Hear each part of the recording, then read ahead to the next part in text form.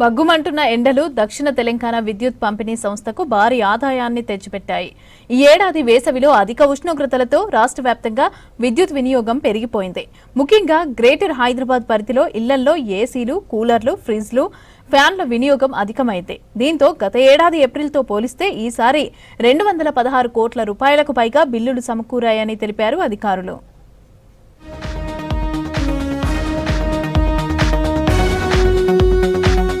Greater Hyderabad లో 65 లక్షలకు పైగా విద్యుత్ కనెక్షన్లు ఉన్నాయి. ఏప్రిల్ నుంచే ఉష్ణోగ్రతలు అధికమయ్యాయి. దీంతో విద్యుత్ వినియోగం 102.65 మిలియన్ యూనిట్లకు చేరిందని తెలిపారు అధికారులు. అధిక విద్యుత్ వినియోగంతో బిల్లులు భారీగా పెరిగాయన్నారు. 2026 ఏప్రిల్లో 1262 కోట్ల 38 లక్షల రూపాయల బిల్లులు జారీ చేశారు అధికారులు. గత ఏడాదితో పోలిస్తే 216 కోట్ల రూపాయలకు పైగా అదనపు ఆదాయం వచ్చిందన్నారు. గృహజ్యోతి పథకంపై కూడా ఎండల ప్రభావం పడింది.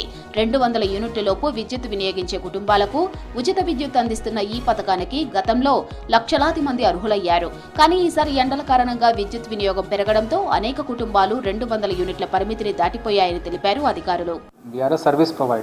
సో మేము పెద్దగా అది we are not trying to see that Gruha Jyothi బెనిఫిషరీస్కి తప్పకుండా బెనిఫిట్ రావాలనే మా ఉద్దేశం.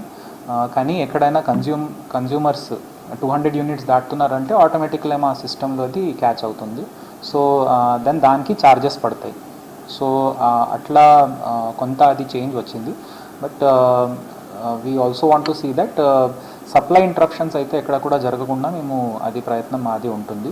బట్ ఈ రెవెన్యూ ఏదైతే ఉందో ఎక్కువ సప్లై జరుగుతుంది కాబట్టి ఎక్కువ రెవెన్యూ వస్తుంది. సో మేము దాంట్లో ఏదో పోటీపడి ఎట్లాంటివి ఏం ప్రయత్నం చేస్తలేము. గ్రేటర్ జిల్లాలో గృహజ్యోతి లబ్ధిదారుల సంఖ్య 11 లక్షల నుంచి 8 లక్షలకు పడిపోయిందని తెలిపారు అధికారులు. గతంలో జీరో బిల్లులు చూసిన కుటుంబాలకు ఇప్పుడు భారీ మొత్తంలో వచ్చాయి. సాధారణంగా 200-300 రూపాయల మధ్య వచ్చే బిల్లులు ఎండాకాలంలో 1000 రూపాయలకు పైగా వచ్చాయన్నారు ప్రజలు.